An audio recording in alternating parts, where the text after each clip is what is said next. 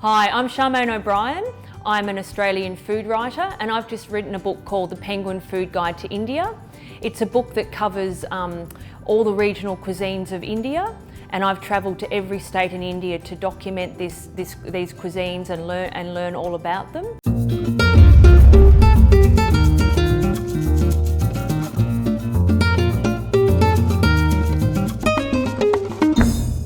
Now I'm going to tell you a little bit about idli and dosa.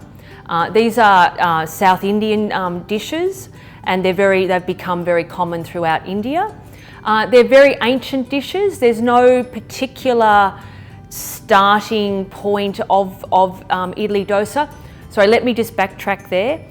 For those of you who are not aware, idli and dosa are made from the same batter. It's a batter of skinned urad dal and rice. It's been ground. And it's ground until it becomes quite light and fluffy, and then it's left to ferment overnight.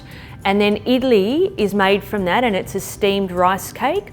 And a dosa is like a pancake or almost a crepe that's used the same batter, but it's cooked on a flat metal grill. So these are very ancient foods. They come into the Indian literature about 8th century, but it's considered they're much older than that. But there's no particular starting point for either of these dishes.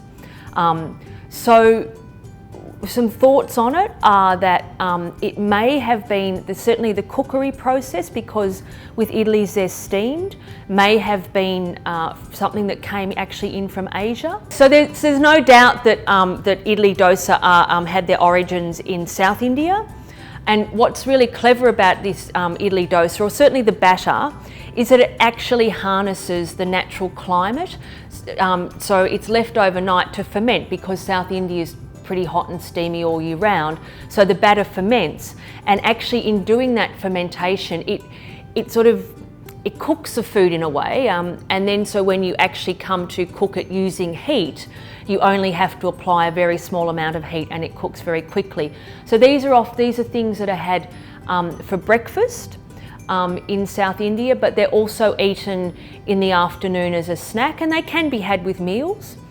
Now, one of the things with idli and dosa is they're often thought to originate in a town in Karnataka called Udipi.